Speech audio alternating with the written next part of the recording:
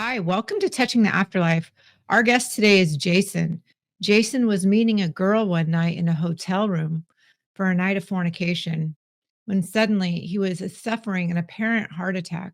He was being taken down to hell when a supernatural experience happened and God showed up.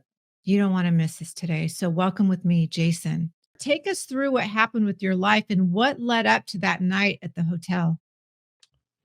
When I was 7 years old, me and my grandmother used to watch the biblical stories every Christmas, Jesus of Nazareth and the Ten Commandments. I was always fascinated by about Jesus. I would ask her, why God don't do those things now today, like talk to people and people see angels, and she would always tell me, ask them for yourself. As a 7-year-old kid, I would go to my bedroom and I would ask God to let me know if I'm going to heaven by making 2 taps for no and 1 tap for yeah in the night.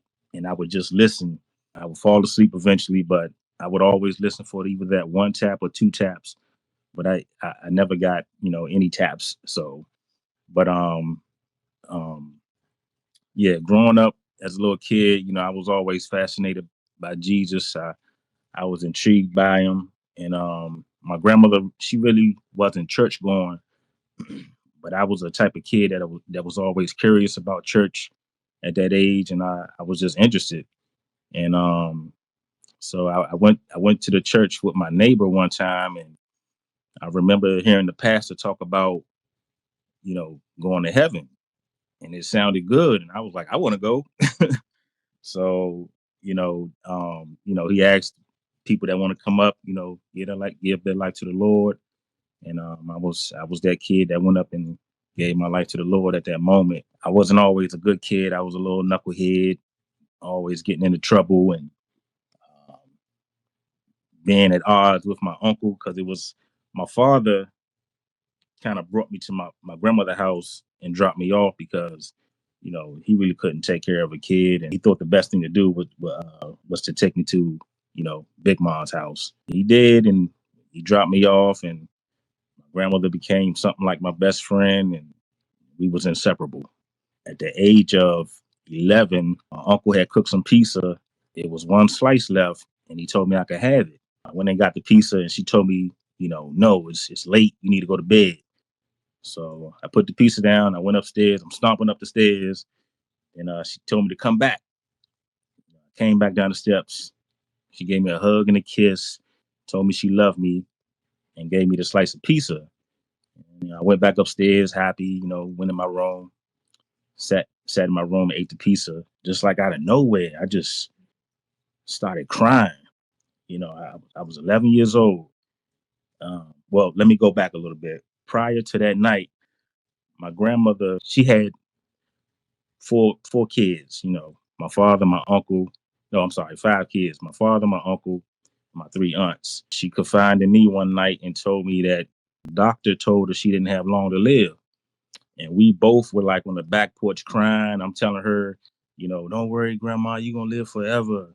I'm gonna pray for you. And, and then, back to that moment where she gave me the pizza. Um, she gave me the pizza, and I went to my room and I just bust out crying. And, I was praying to God, like crying my heart out, asking him to let her live forever. And she would normally wake me up at 7 in the morning to go to school. So I kind of woke up on my own that morning, and I went in the room and I peeked in there and saw that she was still asleep. So I was like, oh, close the door back because it's grandma's responsibility to wake me up. I'm gonna go back to bed. So I went back and laid back down. 2 hours later, 9 o'clock rolled by, and I thought, it's 9 o'clock. I'm not going to school. Me and grandma chilling for the day. So I went back in the room, opened the door. She was in the same position that I saw her in the first time. And so I thought that was strange. So I walked in there and I was like, Grandma, Grandma. I walked around the bed. When I got to the other side and I saw her face, she was pale and the cold that was in her eyes looked like it was connected to the pillow. She had the AC on, and I was trying to wake her up. I was like, "Grandma, Grandma, wake up, wake up!" She had passed away. I had found her in the bed. She had passed away, and yeah, I fell back to the wall, and I was just fell down. I was crying, and I went downstairs and I called my aunt Marlene, and I was telling her that something's wrong with Grandma. She won't wake up. So the police came and everybody came over, and my cousin, was trying to console me, and that was the moment I said out loud, I hate God. The night before, when I prayed for my grandmother to live forever, he took her. So I told my cousin, I said, I hate God, I hate him, I hate him. Crying my heart out because my grandmother was my best friend back then. So I guess fast forward a little bit, me and my uncle was kind of at odds at each other, being in the house, in the same house, my grandmother was in, and it was just me and my uncle, and uh, I would always wear his clothes, and he would get mad at me, and it was challenging, living with my uncle, but he's the one that kind of made me the tough guy that I was when I was in the streets. So fast forward a little bit more, um, I was it was like a fork in the road, and it's like these moments in life. You can see these pivotal moments where it's like a fork in the road, and the fork in the road was this particular day. I lost my girlfriend, my job, and my uncle put me out all in one day. And I was like, this is crazy. What is going on? So I had $500 to my name. I think I was like 19 years old. I had $500 to my name, and you know, I used to hustle on the streets, but I was like a part-time hustler. I didn't hustle for real. Like the guys that were out there, they were hustlers, and I was a part-time hustler. But yeah, when I had that pivotal moment, I had a choice to choose either to use this money to look for another job, catch the bus to find another job, or I can choose the latter, go on the streets and try to flip it as many times as I could. I chose to try to flip it. So my aunt Darling, she told me I can come over and stay with her for a little bit. I was kind of bouncing back and forth from my aunt. I was out there hustling. It was winter rolled around, and the guys on the streets saw that I was still out there. It was like, wow, Rink still out here. You full time now, and I was like, yeah, full time. Jason, you're saying at 19 years old, that was that pivotal moment for you, and you chose the route to go downhill into the dark side.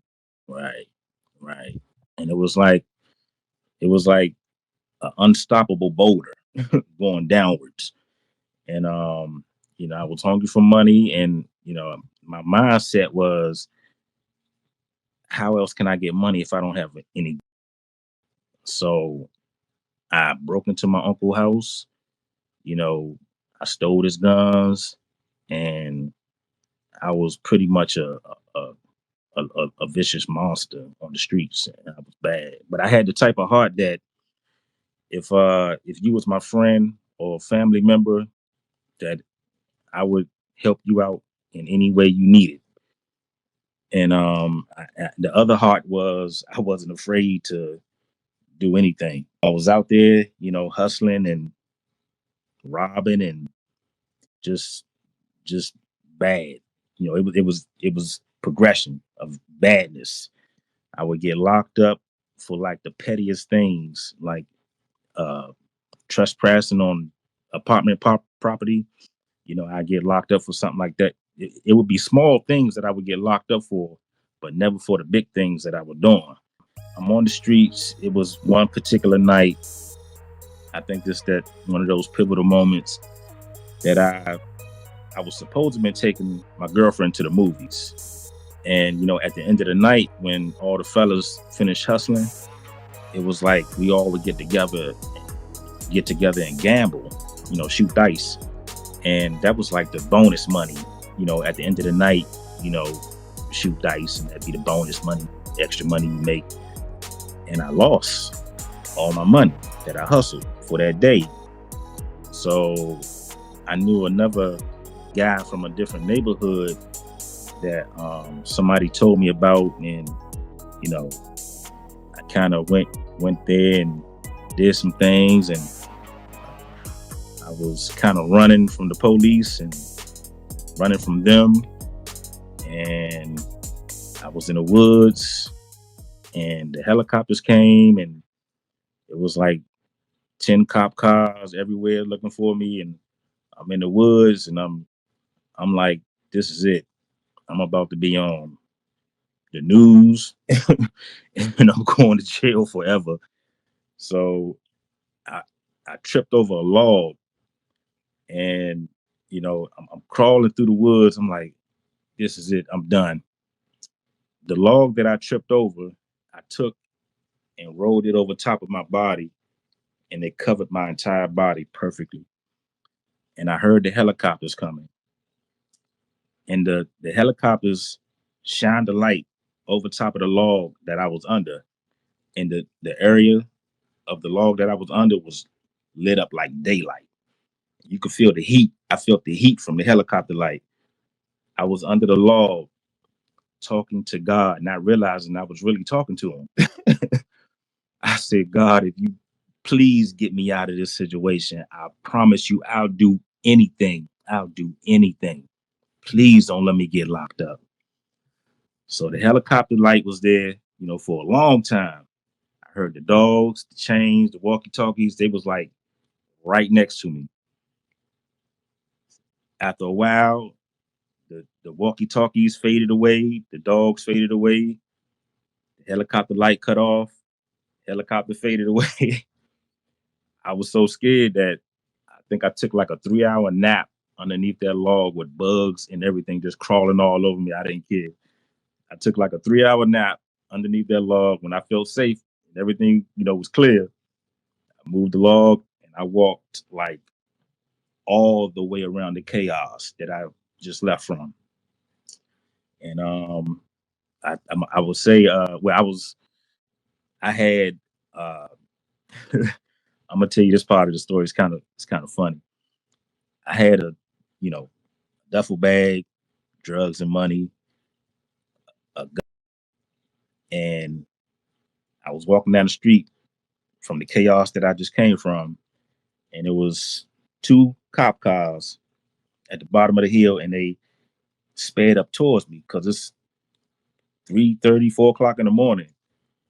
But mind you, I had the sweatsuit that I had on. I took off, to hide from what I had on, and I had on like some small shorts and a white t-shirt, and it was cold outside. And I'm walking down the street with these small shorts and a white t-shirt on with a duffel bag with drugs, money, and a gun. And the police cut the lights on and started to speed up towards me. I couldn't run nowhere. And my brother, he a cool guy. I love that dude. He a fast thinker. And I tied the side of my shirt up and pretended to switch down the street, and they pulled up on me and cut the lights on and thought I was gay, laughed at me and kept on going. And I ran home and changed my stuff up. Then I met up with my friends, and it was like, man, I don't know how you got away from that, boy. Somebody was looking out for you. And I was like, yeah, somebody was looking out for me. So, I told them what happened, and it was like, whoa, that was intense. That was intense. So the following day, we were all walking up the street, and the police came out of nowhere, and everybody took off running except for me and another guy. And I was like, you can search me. I don't have nothing on me. Mind you, I just got through smoking some marijuana.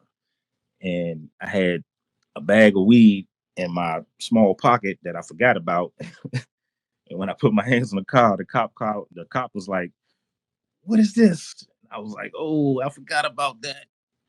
And he locked me up. So I got locked up for a bag of weed. And when I was in the jail, I was in the cell. They transferred me to like three different cells, and each cell that I was in, it was always some old guy there that was talking to me about God. And I was like, I don't want to hear about that right now, man. I got to get my life together before I give my life to God. When in reality, if you was able to get your life together, it wouldn't be no need for God. But so the last guy that I was in the cell with, he was like, I was telling him about the streets and the things I was doing. And he was like, "Man, I think God's trying to talk to you." And I was like, "God ain't talking to me. Last time he talked to somebody was back in the Bible days. He don't talk to nobody no more." He gave me a Bible. I tried to read it, but I'm like, I can't understand this stuff, man. I folded, closed it up, went to sleep in my cell. I had a dream. I had a dream about the block, you know, where I was hustling at. And the dream was vivid. It looked just like the block. We on the block, gambling, smoking weed, selling drugs. You know, it was live. And I was like, I woke up from that dream. I was like, ooh, I had a dream about the block. I missed that. The very next night, I had the exact same dream. I was on the block. It was like me and maybe a few other people that was out. It wasn't as live as it was the first dream. I was like, dream, it was cool, but it wasn't like the first dream. So the third dream, it was nobody out there. The dream looked vivid. It looked more real than reality. It was nobody outside, and it looked dead and spooky, and I didn't like it. It was like God was giving me a recurring dream to let me know this is not what you want, son. And I was like, ooh, I don't want this. So I told my celly, I said, man, I had a dream about the block. Wasn't too cool. I ain't like that. And that's when he told me, God is trying to talk to me. He would always try to get me to go to the church and the jail. And I was like, you know, I'm not doing anything else. Let me go check this church out. So it was a guy in the church, and he was talking to us, and he was like, he was a cool guy. I can't remember his name. I wish I was able to remember his name. The room was like a little small room in the unit that I was in that had a glass. You know, guys on the outside, they can kind of see in, but they couldn't really hear anything. He would ask everybody in the room to, you know, use a description of someone in their family that hurt them. Use a metaphor or description or whatever. So when he got to me, I told him, I said my uncle. And I said the description I would use for him is a hollow point bullet. And he was like, "Why a hollow point bullet?" I said, "Because a bullet don't care who it hurts." And my uncle, it was some things that he did that hurt me. And but I forgive. I long forgave him. I love him to life. But yeah, I told him a hollow point bullet, and he was like, whoa. He was kind of moved by it, and it was funny in a way because I felt something like I was like, "What is this? I'm feeling." Old guy, I said, "Man, it was pretty cool. That was the first time I went to the jail in the church. It was pretty cool. Yeah, I could do it again." So I continued to go, and um, it was one Sunday we was in the church, and we was singing a song, and the song was trouble in my mind. That's why I cry sometimes. I can't sing, but we was singing that song, and we was singing that song with so much conviction and passion. I mean, everybody we was clapping, singing, and it was so powerful that the guys on the outside started to get up and come to the window like, "Yo, y'all Mhm. singing that.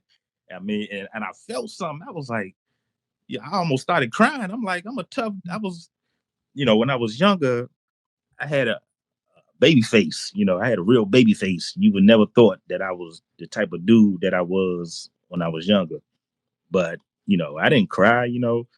And I felt like crying, but I held it back. But it was feeling good. I was like, what in the world is this I'm feeling? It feel good.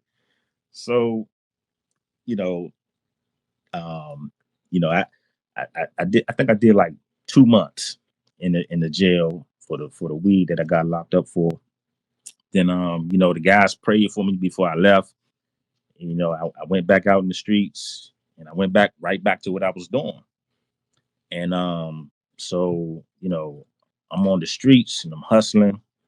And I think I really believe with all my heart that I encountered an angel without even knowing. It was I don't know. I couldn't even tell if it was a little old lady or a little old man. And it was winter time, and I had on a big Eddie Bauer jacket, and uh, whatever it was, a man or female, was like wrapped in all these rags and just had a bunch of stuff on him. And he was like, "Can you get me something to eat? I'm hungry." I was like, "Yeah, man, come on in here, get you something to eat, man." I say, "Man, get you a bag of chips, get you a drink." I said, "Oh, get you a sandwich too. Go and get you a sandwich." He got the sandwich, and you know, I paid for it. When I got outside, I gave him $5. I walked off. When I was walking around the corner, it was like right here. I was like, I feel good. I feel really good. But I didn't think about it, until years later. Like that might have been an angel, because we entertain angels unaware, don't even know it. So, um, I guess I can't tell you exactly the moment, or I mean, how long ago before the time I was in the woods being chased by the police to my testimony. During this whole duration, did you think about that moment when you cried out to God while you were covered in the log? Not at all. It was just another, you know, intense moment because of the type of life I was living. It was the norm for me. Like uh, people getting shot at, shot up. It was the norm for me. Like it was just another latch under my belt of how I escaped. And it's like, the guys that I kind of grew up with on the streets. It was kind of like Vietnam. I mean, it was like, you know, I have stories for days that will blow your mind. But y so you felt that God definitely spared you all these years leading up to your supernatural Oh, encounter. oh, absolutely, absolutely. Let me tell you. So, it was another night, you know, leading up to my experience. It was another night. My brother, I think it was like 2 o'clock in the morning. I'm out there on the block hustling. My brother pulled up, and he picked me up, and this not my brother, but it's another guy. I call my brother. He picked me up, and we was plotting on something. I stayed over his house because I was like, when he brought me back to the block, it was like police cars, the news, the ambulance. I was like, yo, bro, take me back to your spot. I'm not coming out here. So the following day, people were blowing my pager up. I had a pager back then, and they was like, man, you didn't hear what happened? I was like, no, what happened? He was like, man, so and so got shot in the back and they killed him, and so and so got his leg shot off, and so and so got shot in the stomach and he collapsed at the 7-Eleven. And I was like, what? And that same night, my brother had picked me up, and when he brought me back, that's when everything had happened. And I had mixed feelings. I was like, I was angry, I was mad because had I been out there, I would have been able to protect my friends. And, I was kind of, in my mind, like, I'm gonna go out in a gun battle. That's my mindset back then. I'm going out in a gun battle in a blaze, So, yeah, after they told me all them people got, one of the guys got, I was like, yo, I kind of was wondering if they were looking for me. And so, you know, moving forward, the block cleared up, and I'm back out there hustling. And it was like, um I was sitting with my aunt, the one I was staying with at the moment. She didn't want me in her house, and she had put me out, and I was kind of sleeping in abandoned apartments. I was sleeping in abandoned apartments, and I had all these guns, and my cousin would sneak me in the house when you know my aunt would go to work, and I had a compartment in her closet that I built where I hid my drugs, my money, and so it was one night I was sitting on my aunt, where I was in the apartment, the vacant apartment next to my aunt that I was sleeping in, and I was talking to my girlfriend at the time, and she was telling me about some guys that was plotting to rob me.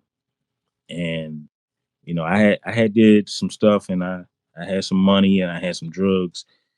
And she was telling me about how they were plotting to rob me, and she overheard them plotting through the vent in her room. Her uncles, well, the house that she lived in was something like a crack house, but not really. But the basement, her uncles would do drugs, and she said she overheard the guys in the basement in the vent. Her room was on the third floor, and they were plotting to rob me. And she knew the type of dude that I was, and she knew I wasn't afraid to, do anything. And she was afraid to tell me exactly who it was, but I kind of picked up on who it was because I had an encounter with the same guy she was talking about. And the encounter was, yeah, why you ain't tell me about the move, Rink? Why you ain't say nothing to me about it? I was like, it wasn't my move to tell you anything. And um, you know, and he was like, yeah, you think you like that because you got all the. I was like, why are you talking like that to me? So back fast forward to when I was talking to my girlfriend, and she was explaining to me the guys that were plotting on me. I picked up on who she was talking about. And so she so I was mad at her. I was angry at her because I felt like she was trying to protect them. And you're supposed to be on my team, but you protecting them. Why don't you tell me? So I hung up on her, and I'm sitting on the front porch, just like 3 o'clock in the morning, and it was like all these thoughts just came rushing in my mind. I was thinking about you know the life that I was living and the things that I was doing, because as a younger kid, I was a good kid. I was a good kid, and I was always fascinated by people having good conversations with one another. I used to just love to hear people have conversations with one another that were good. It was kind of weird, but I just enjoyed it. And I was sitting on the patio, and I was just thinking about the life I was living. And I had so many court dates. It was like I had so many court dates. I used to put the court dates in order. Okay, I got November, October, December. I had a court date for almost every day, every day of the month, or every month of the year. And so I was thinking about the court dates. I was thinking about the way I was living. I was thinking about these dudes trying to rob me. And these particular dudes were just like me. They wasn't afraid either. And so um, I was like, man, I just bust out crying. I was boo-hoo crying, like boo-hoo crying, like I got a butt whooping from grandma. And you know, I'm thinking about my life. And it was just, I felt like my life was going in a downward spiral. And I thought about the words my aunt said.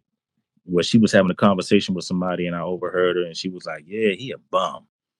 And I was like, "Oof, I don't ever want to be a bum." And that's what I felt like I was leading up to, being a bum. And so I was like, all these thoughts was just crashing in on me, and I just started crying, and I was boohoo crying, and I not realizing that I was really talking to God again. I said, "Man, God, I can't take this anymore. Cleanse my soul or something. I can't take it anymore." And I met up with this young lady, and she met me at the park, and when she saw my face, she was like, "You was crying?" And I was like, I wanted to tell her. I was like, "Yeah, shorty, I cried all night." I wanted to tell her and explain to her how I was feeling and what I was going through, but I felt like she wouldn't have really understood. So I kept it to myself. So I um I told her, I said, "You know what? I'm gonna get some weed and get a hotel and we could chill." So she was like, "Okay, cool." She went her way, I went mine.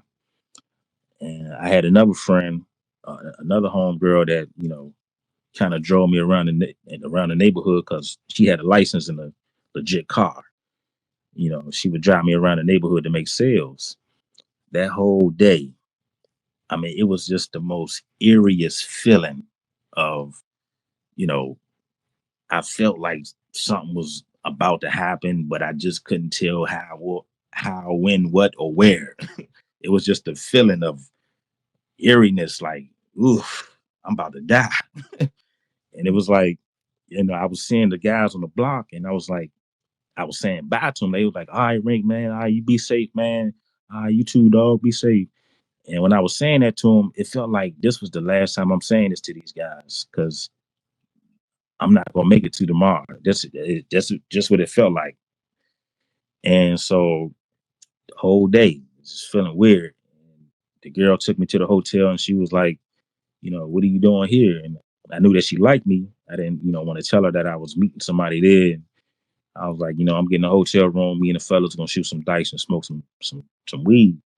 So she was like, "Okay, well, whenever you're ready to leave, call me and I'll come get you." So, and it was like when she was pulling off, I mean, it was the most perfect timing. When she was pulling off, the other girl was pulling in the cab, and she was arguing with the cab driver. And I'm like, "Why you arguing with the cab driver? Man? Go in the room, man." And I tipped the cab driver. I was like, "Man, don't worry about it, man. This is, you know." So she went to the room. We in the room, and she took a shower or whatever, and turned this movie on the TV. You know, we rolling weed, and she came out. It wasn't no matches, so she went down to the she saw I wasn't getting up to go get any matches, and she was like, smacked her teeth, got up, put her clothes back on, and went down to the lobby and got some matches. I was a butthole. So, um, while she was gone, I started thinking about heaven and hell. I was like, I don't want to think about God right now. I'm about to get my thing off and smoke this weed. So she came back. We were blazing, smoking the weed, and I handed her the weed. When I looked at her, she didn't look the same. And she was fairly pretty, like light skin, green eyes. When I looked into her eyes looked black. I looked at her like, I gave her the weed. I'm tripping. So I'm watching a movie. I'm like, the hell was that about? I look at her again. I was like, her eyes black. So I'm looking at this movie on TV, and the movie was about an island with nothing but convicts on it. And both of them had, you know, two groups, and both of them had one leader. The one group wanted peace and tranquility and had a leader, one leader. The other group wanted chaos and mayhem, and they had one leader. The group that wanted chaos and mayhem was more numerous than the side that wanted peace, and they were fighting against each other for the supplies. I mean, the ones that had peace and tranquility, they were organized. They grew vegetables, and it had a nice little city, a little fortitude city. The other group was just all over the place, whatever they could find to eat. They would even eat themselves. And so they were fighting against each other. And I'm looking at this movie, like I'm thinking to myself, like, yo, this movie is like what's going on inside my brain. This is crazy. I'm looking at the movie like I'm like watching my thoughts play out in the movie on TV. So um, you know, I'm like, I'm looking at the movie and I'm like, I'm tripping. I changed the channel. Bloop. So she handed me the J back. I hit the J and I passed it to her again. And when I was looking at her, I was just staring at her. And she was like, why are you staring at me like that? And the way she was looking at me like, why are you staring at me? I was like, none. Yeah. But in my mind, it looked like what I saw was it looked like I could see her soul and it was crying out for help. But it looked like her soul was lost and dead or something. I don't know, but she didn't look like her. And but she looked like her, but it was like I could see her soul was lost and dead. And I was Mhm. like, I'm bugging. So I handed her J. And so I turned on my side and I was just thinking to myself, I said, I'm thinking to myself, what if this is a test? And I was like, nah, this ain't no test. It was like your thoughts aren't really your thoughts. They come from a source, and it's two sources that it's coming from. Mhm. And I'm thinking to myself, nah, this ain't no test. I was like, you know what? I'm gonna say this is a test. I don't want to smoke no more weed. I don't want to have sex with this girl. I don't want to do nothing bad. I'm done. And as soon as I had that thought, I had a vision of an ocean of fire and millions of people were in it screaming. Thinking that it was just my imagination, I kind of laughed it off and thought to myself, I'm glad I ain't going there. My heart started to race fast. Like my heart was beating like boogity boogity boogity boogity boogity. I was like, whoa. I sat up. I was like, yo, my heart. And I told the girl, I was like, yo, feel my heart. She was like, oh my God, why your heart beating so fast? I was like, oh no, Joe. So it was like I sat up. I was like, yo, why my heart beating so fast? I started getting scared. And so like it was like the night before when I sitting on the balcony crying out to God, all those emotions dropped right back on me. And I was like, all those feelings and emotion just out of nowhere just dropped on me. And I was like, I started crying. I don't want to come back. I won't do it anymore. At the moment, I didn't know why I was saying that. I don't want to come back. I won't do it anymore. And I fell to the floor. And it was like, well, let me go back a little bit. When I was sitting on the edge of the bed and my heart was racing, it was like at that moment, every single thing that was happening in front of my face, I saw before, like deja vu on steroids. Like it was like everything, every movement, every tear, everything that was happening in the air, it was like I was, it was deja vu, like intense. And it was like the deja vu was like I was with God in the beginning when He put everything in order. Now I'm just acting it out. And He gave me the privilege and honor of acting this part out now that I'm crucified with Christ. And it was like I felt my body dropping through the floor, like in slow motion. It just felt like my body was dropping through the floor, and God's hand was huge. And He caught me and pushed me back up in my body. And I was, oh man, I'm feeling it. Okay, so I was like, I ain't gonna do it no more. I don't want to come back. Like crying and screaming. I ain't gonna do it no more. I don't want to come back. My tongue and my mouth started to do its own thing. Like all I was providing was the air, and it was like my tongue and my mouth started flipping by itself. I was like, I don't want to come back. My mouth started flipping, and I felt like a piece of clay being remolded by the sure enough hand of God. And a breath of fresh air was breathed in my nostrils and in my mouth at the same time, like the spirit of Jesus, like came inside me, and I felt like, oh man, I felt like the spirit of Jesus was breathed, like God breathed the spirit of Jesus in me, and I just felt like I came alive. But I'm on the floor speaking in this language, and I felt like somebody was washing me, like my head, my arms, my back, my legs, my everything, like just scrubbing me. And um I felt oof, I felt like my relatives was around. I didn't see anybody. If I felt like my relative was around, my grandmother, my uncle Joe, I just felt their presence and they were cheering me on. And I was speaking in this language, and it was like, I mean, so many things came to my mind, like God did this just for me and nobody else. And this, when I was possessed with the spirit of Jesus, I felt like I was Jesus, but I know I'm not Jesus. I was like, I'm not Jesus. I know I'm not Jesus, but I felt like I was him. And I had a vision. I had a vision that I was on the cross, and I looked to my right and seen my hand nailed to the cross, and I looked at my feet and they were nailed to the cross. And I had another vision, or no, I had like God downloaded a bunch of stuff in my head, or in my being. He just downloaded it. Was like I saw everything, but it was so fast. It was like zip. It was like zip, but it was everything it was downloaded in me. Like I was a part of the Bible, and I felt like I knew the Bible like the back of my hand. That's how much information that he downloaded into me. Like I was a part of it.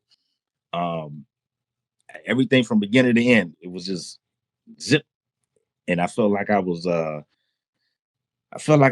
Moses being led out of Egypt, and you know, I was starting to stand up, and I started to hear this music, and the music sounded, oh man, like I do music, and the music that I was hearing sounded like a universal song of love. Like, I mean, it was amazing. It sounded like a universal song of love, and so I'm hearing this music.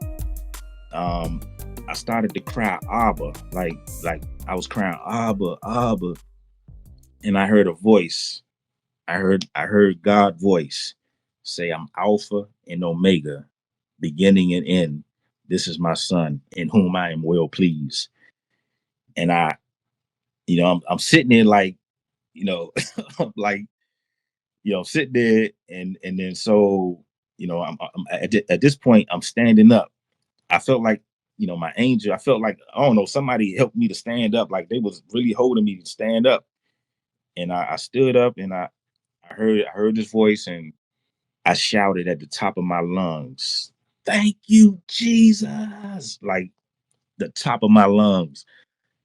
And I looked at the girl. She was sitting on the bed. The girl was sitting on the bed, and I'm looking at myself like, "Did you just see that?" She was like, "What?" I said, "You don't feel that?" She was like, "Nah." I was like, "Yo, look at me. I feel good as a mug. Thank you, Jesus." And like from the crown of my head all through my body, I just started laughing so hard. Like I ain't never in my life laughed this hard. It was like a continuous stomach flipping laugh that didn't stop. Like God gave me the victory, and I fell into the wall, boom, fell on the floor, boom, laughing, just laughing. I didn't want to say any curse words, and I'm on the edge of the bed, like I feel good as a mug, man. I feel good as a mug. And I went in the bathroom, and I threw the water on my face. I'm like shaking the trim, like, yo, did this just really happen? I'm thinking to myself, I'm having that conversation, like, people gonna think I'm crazy. I don't care. I'm telling everybody. I'm telling everybody. So I went back in the room. I sat down on the bed real slow. I'm like, I know this was God. I don't want to have sex with this girl. I don't want to smoke no weed. What am I gonna do now? and it was a commercial on the TV. And I couldn't tell you what the commercial was about or anything. I just knew I heard, "Fool, get out of there." I was like, "What?" I put my clothes on in like 3 seconds. The girl in the bed, no clothes on, weed, weed and money on the table. I'm walking towards the door. She like, "Wait, what you doing? Where you going? Come back. What you doing?" I just turned around, looked at her, and smiled, and closed the door, and was leaving out the room. I'm leaving out the room. I'm walking past the gas station, and at this point, it's about, I don't know, 1:30, no, 12:30, 1 o'clock in the morning. I'm walking past the gas station, and the street lights. You know how the street lights are kind of low to the ground. I'm walking past this gas station. I look up at the street light. It was a cloud in the shape of an angel. Had two little wings in the back, and I'm looking like I'm looking around. Nobody at the gas station attendant. Nobody outside. To bear witness to this with me. I'm looking at it like I'm stuck. I'm just staring at it, and it was a cloud, and it faded away, like a cloud normally does. It faded away. So I looked further up to see if I could see something else. So I'm walking across the highway, you know, and I see these two stars. They like in a 45-degree angle, both of them twinkling, bright as on or what. I'm locked in. As I'm looking, the stars started to slowly move with each blink. Like God had the whole world in his hand and was turning it to look at me, watch me walk down the street. I'm walking across the highway like this. Cars blowing their horn. I did not at one time, like I'm stuck walking, like just walking, like I'm pretty sure they probably thought I was crazy. But what I was seeing, what I was witnessing was huge, phenomenal, and ah. That's all I can say. It was ah. So I'm looking at God, his eyes are the stars, twinkling, and the emotions that I was feeling was fear, excitement, and joy. I knew this was God. At first, I thought it was like some UFOs or something, but then it looked like the whole constellation. Like I looked down to jump the wall between the highway, and when I looked back up, everything was back in place, like nothing happened. And I just stood there on the bridge for like 45 minutes, just staring. I could point these same two stars out to this day. Sometimes, okay, so I know God is omnipresent, he's everywhere. But these two stars, these two particular stars, I could point them out to this day. I look up every day, every night. Okay, so some days it's like as if God got the earth this far from his face. Some days he got the earth this close to his face. And some days, you know, the star might be on this side early in the morning, but late on at night, the other star's over here. It's like some days it's like this, some days it's like this. When it's like this, you can see both the stars. But when it's like this, they kind of like further out. But I stood there on that bridge for 45 minutes, and I'm just gazing at these stars and the way the trees were blowing, like the wind was blowing through the trees, like shh. It sounded like an ocean of people were clapping, and they were clapping for me. Like I felt like a soldier, like God deemed me a soldier. Boom. you you said I you love said that. you said Yeah. you would do anything for me. Boom. Okay. So so after that moment, I I took off running. Like I mean, I took off running. I ran all the way home to my aunt's house, bung on the door, boom, boom, boom, boom, boom, boom. It took me a long time to be able to tell this story without being so excited because I would miss a bunch of stuff, and I'm pretty sure I missed a bunch of stuff tonight or today. And after I think about it, but so I was banging on the door. My cousin opened the door. Jay, you all right? I gave her a hug. I ran past her, jumped in my aunt bed. Mommy, you gonna believe what just happened to me? You gonna believe, look, I was in a room, I was crying and screaming, and then God spoke to me, and then I left the room, and I was giving her bits and pieces. I was like, all right, come here, come here, come here, come here. So I pulled her out the bed, and I took her into her living room and went in the closet to where I built that compartment. I pulled my safe out. I showed her all the guns I had. I showed her all the drugs I had. I gave her all the money I had. I gave it to her. I took all the drugs I had, crumbled the weed up, crumbled up the crack, flushed everything down the toilet. I told her I would get rid of the following day. She was like, wow. She said, boy, you had all this stuff in my apartment. Are you crazy? I was like, I'm sorry, I'm sorry, I'm sorry. But I had an experience with God.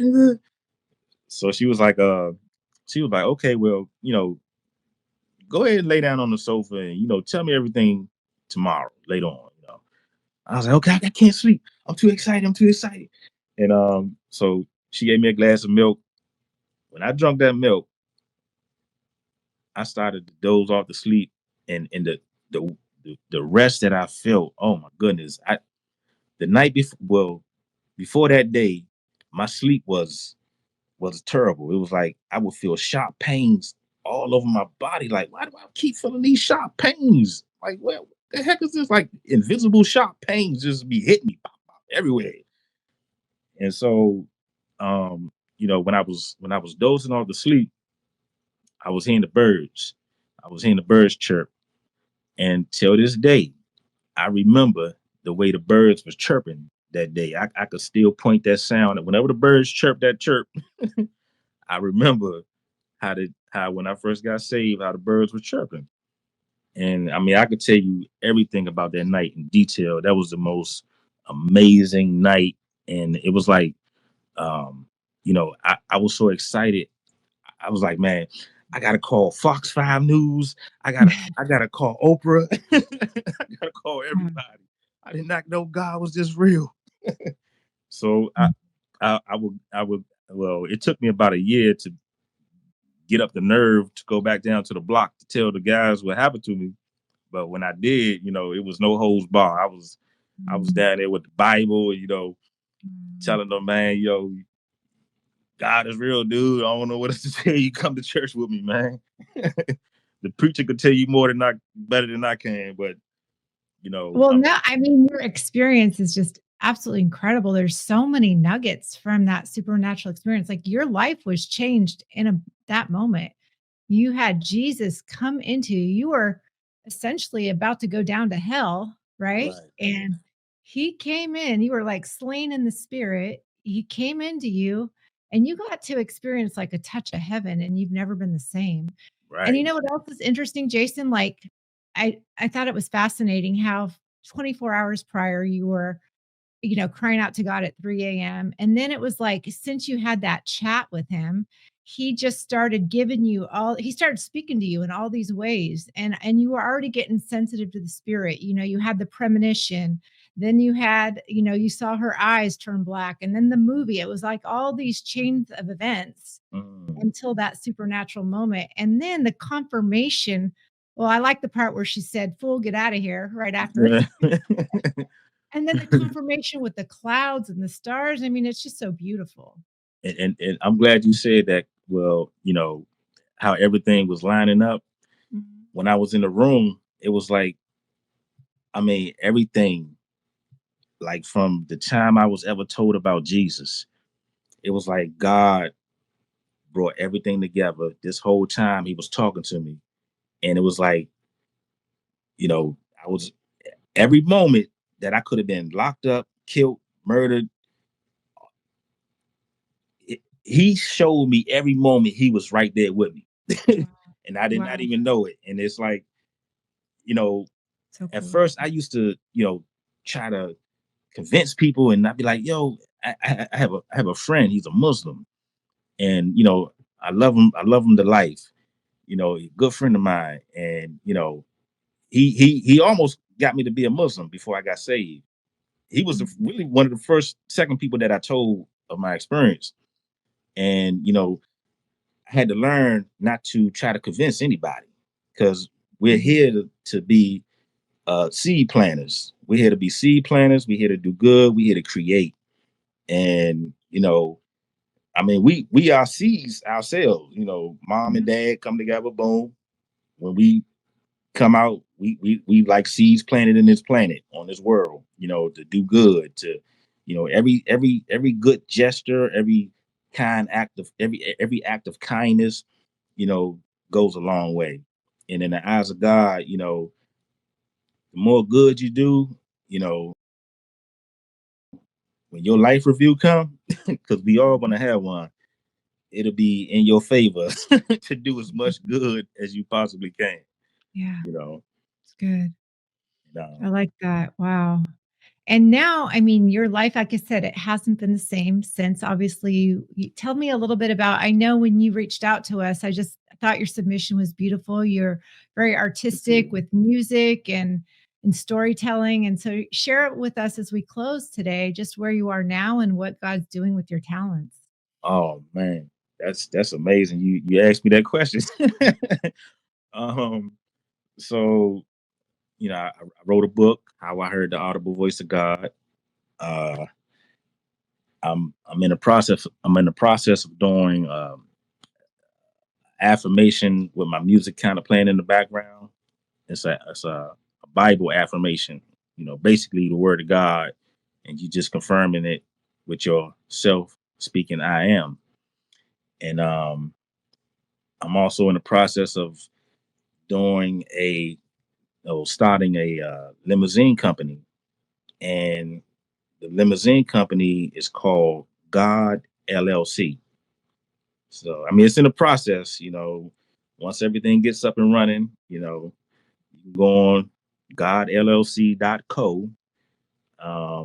It's a limousine company. I provide a service, party buses, and right now, I drive for a company, Fortune 500 company, CDL driver, and a buddy of mine turned me on to the party bus, and I do that part time, and I just love to hear people having a good time, family and friends, just enjoying one another's company. I love that, and I was like, wow. While I'm driving for these people, I'm talking to God, praying for them, you know, Mhm. and it's like the energy. We all are energetic beings. Like we all are light, and it's in us. Yeah. And even though they might be partying and having a good time, I'm praying for them, and they Mhm. don't realize that they got a prayer warrior driving Totally. for them. Yeah. Talk So about the seeds planting. Yes, that's amazing. Jason, it's been such an amazing time having you share such a beautiful supernatural encounter you had and how your life's changed and what that looks like. Would you pray us out too? absolutely, absolutely, Father God, as we come to you, we thank you for this moment, allowing me to be able to share my testimony. I thank Julie, her team, for reaching back out to me, and I consider this to be an honor and a privilege. And I pray that you continue to bless Julie and her team and her show to reach millions of people. Um, I pray that you would continuously lead us into doing the right thing. I pray and ask that you continue to lead us to be leaders and strengthen us to walk through trials and tribulations, and just continue to pour out your love on us, and to lead and guide us, Lord God. Yes. In Jesus' name I pray. In Amen. Jesus' mighty name. Amen.